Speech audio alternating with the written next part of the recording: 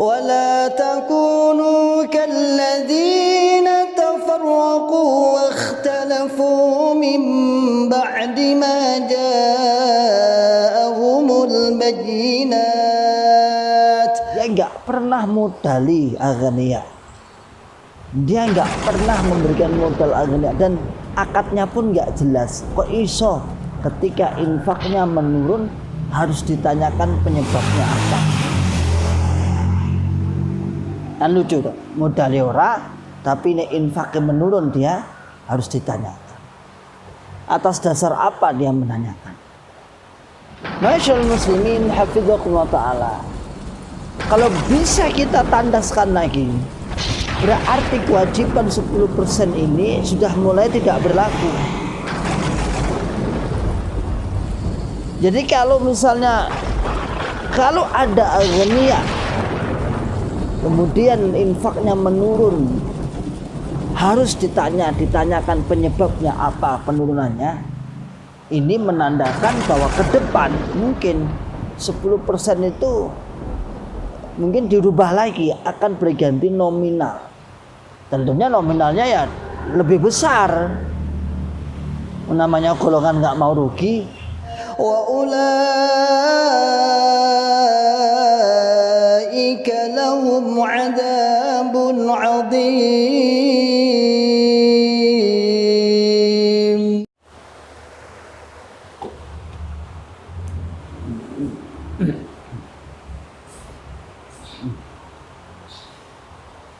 Bismillahirrahmanirrahim. Assalamualaikum warahmatullahi wabarakatuh. Alhamdulillahi rabbil alamin. Alhamdulillahilladzi anjana min fikril khawarijid dhalin wal mudillin az-zaighin. Asyhadu an la ilaha illallah wahdahu la syarikalah wa asyhadu anna Muhammadan abduhu wa rasuluhu sallallahu alaihi wasallam wa ala alihi wa ashabihi wa man tabi'ahum bi ihsanin ila yaumiddin wa ba'd. Ma'asyiral muslimin hafizakumullahu ta'ala. Alhamdulillahi rabbil alamin. Kita bersyukur kepada Allah yang senantiasa selalu memberikan kepada kita semua nikmat hidayatul Islam, nikmat hidayatul iman, nikmat sihat wal afiat, aman fi amanillah wa fi barakatillah, nikmat semangat ya'muruna bil ma'ruf wa yanhauna 'anil munkar wa ulaika humul muflihun, membuka akal sehat, membuka akal waras, dan membuka akal selamat pada saudara tua kita yang ada di dalam Islam Jamaah Dokam 354. Ma'asyiral muslimin hafizakumullah ta'ala. Memang bunglon luar biasa. Bunglon artinya orang-orang yang sudah hijrah secara akidah namun fisiknya masih di dalam Islam Jamaah, sungguh menyebar di berbagai lini, dan berada di dalam berbagai lini-lini kehidupan Islam Jamaah, mulai dari tingkat paling bawah sampai ring 1 atau sampai lingkaran pusaran keimaman pusat. Masyaallah muslimin hafizakumullah ta'ala, terbukti hampir semua informasi yang ada di bawah, di tengah, bahkan di atas, artinya baik tingkat kelompok, tingkat desa, tingkat daerah, hatta tingkat pusat, sampai tingkat pusat pun kita bisa mendapatkan informasi tersebut tanpa kita minta mereka share, dan insya Allah 90% akurat.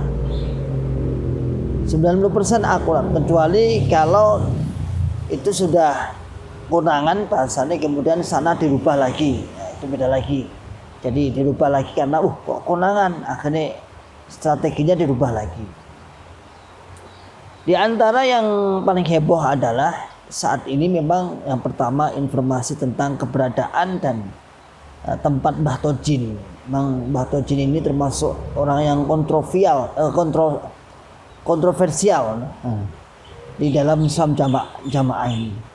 Dalam Islam Jamaah. Kenapa? Karena beliau termasuk ulama sepuh yang menyuarakan kemurnian, yang kembali kepada fitrahnya Haji Nur Hasan yang secara tidak langsung beliau menyalah-nyalahkan jamaah yang saat ini ada, sudah banyak tambahan, banyak bid'ahnya, tidak sesuai dengan mangkul, tidak sesuai dengan makna arti dan lain sebagainya.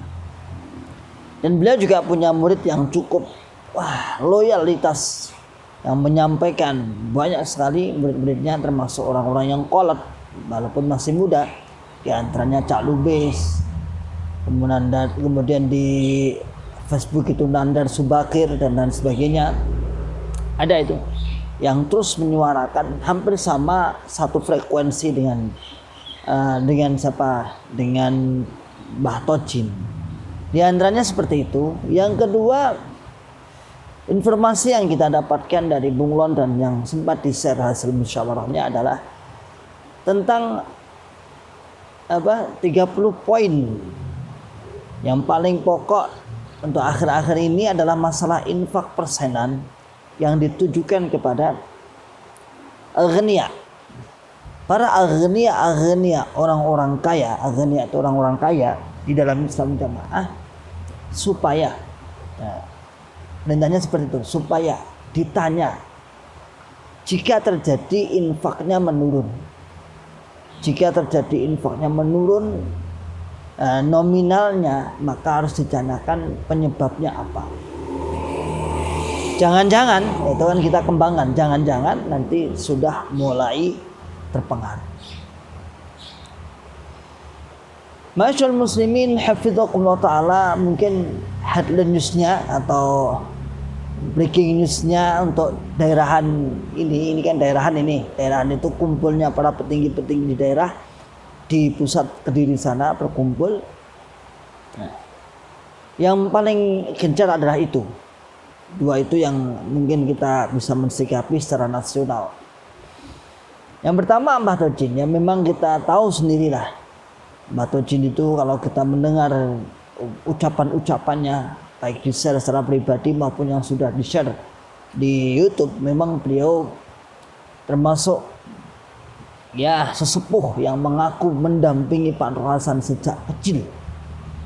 Ngerti persis lakon-lakon Mbah Nur Hasan, ngerti persis, sampai beliau memberikan istilah 49 hadis kemudian diperes jadi kutubus sitah, dideplok, kemudian jadi 5 bab, terus berarti hadis hasan, hadis doib dan sebagainya. Ya namanya aja orang tua, tadi kalau cerita ya itu sebagai bentuk takdimnya ya didengarkan. Adapun percaya itu urusan belakangan.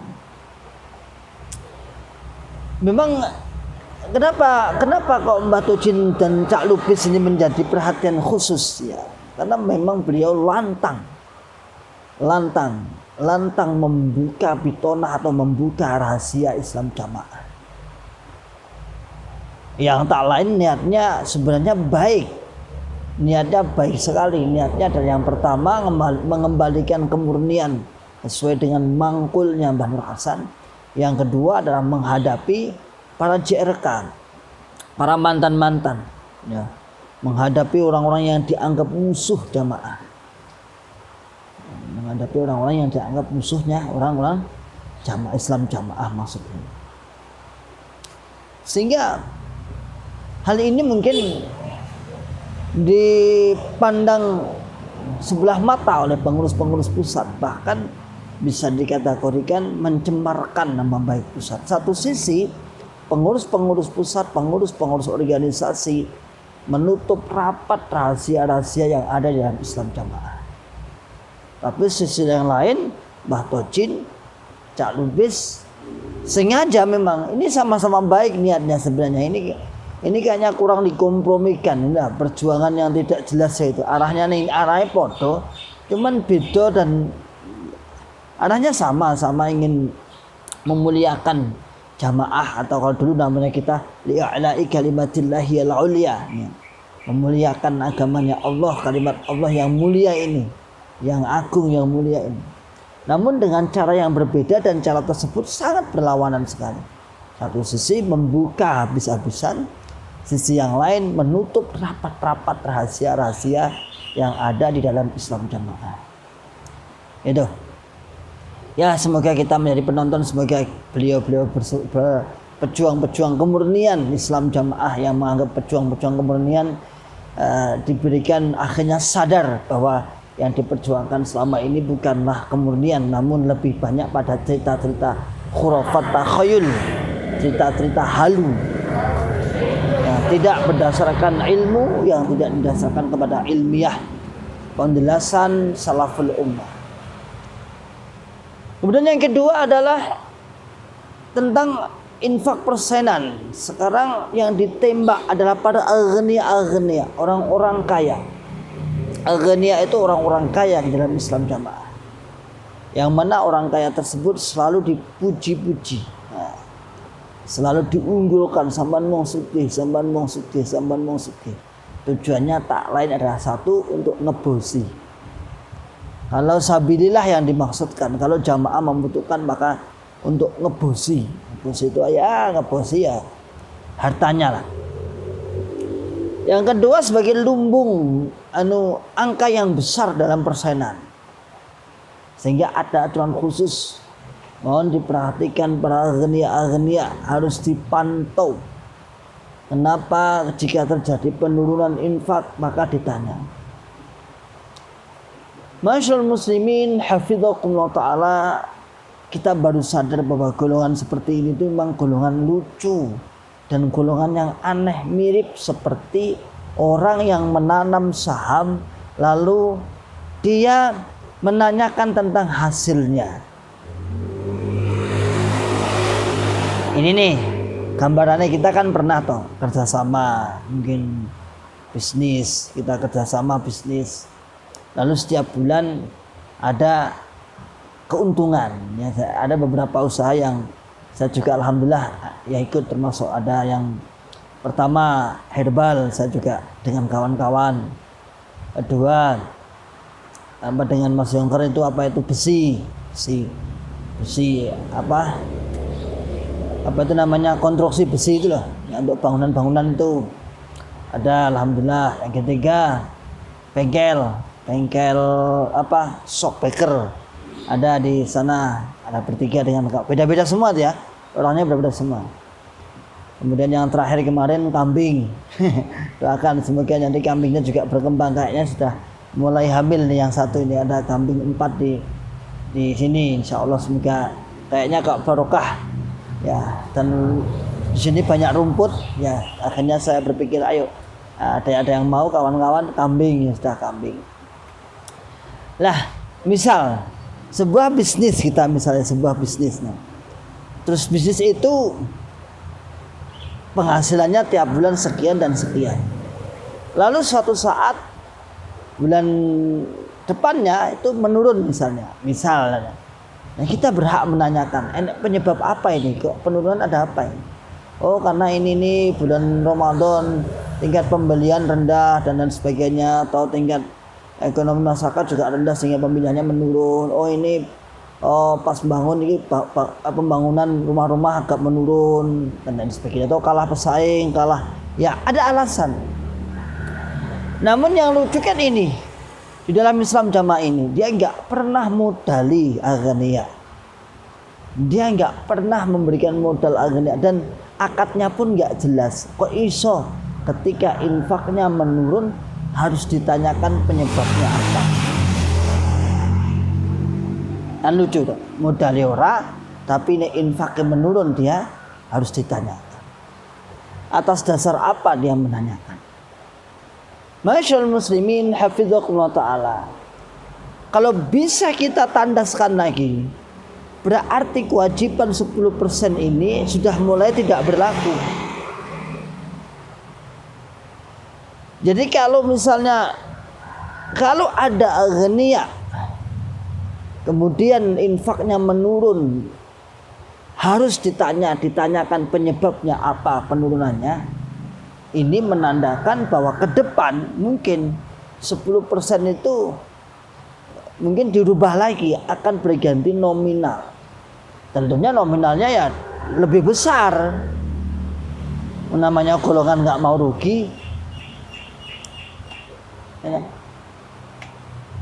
Kan kalau misalnya turun menurun itu kan sebenarnya wajar toh ya. Misalnya nih penghasilannya bulan ini 10 juta, akhirnya infaknya 1 juta karena 10%, wajar. Kemudian bulan depannya ternyata menurun 9 juta karena akhirnya infaknya berapa? 900.000, wajar. Nah ini kok gak oleh menurun. Katanya 10% dari penghasilan. Katanya 10% dari penghasilan. Kok gak oleh nurun? Namanya 10% dari penghasilannya kita naik turun tuh wajar. Dan kalau boleh saya sampaikan kepada bapak-bapak pengurus pusat, KU pusat, dengarkan ya. Sebenarnya jamaah itu loh yang tertib 10% dan ngikutin jenengan itu hanya berapa persen. Yang lainnya itu mulai sekarang sudah jelek, bosen. Dan tidak jarang mereka mengatakan, aku nanti duit infak gak ya wis. Didengarkan ya, sampaikan kepada pengurus pusat. Banyak yang seperti itu. Ya. Kemudian Pak, tak delete. Banyak yang seperti itu. Jadi yang infaknya wis pokoknya aku wis nek di duit ya infak, gak di duit ya wis. Itu banyak. Sehingga kalau Anda sekarang sedang menekan jamaah, menekan dengan ketika ada penurunan kemudian ditarik atau ditanya ada apa, itu menunjukkan Anda bukan sedang beragama, tapi Anda sedang seperti pemalak, penghasilan pemalak, mengajak menarik dengan paksa. Salam makan sehat, salam makan waras, dan salam makan selamat. Wa akhiru da'wana alhamdulillahirabbil alamin. Assalamualaikum warahmatullahi wabarakatuh. ولا تكونوا كالذين تفرقوا واختلفوا من بعد ما جاءهم البينات وأولئك لهم عذاب عظيم.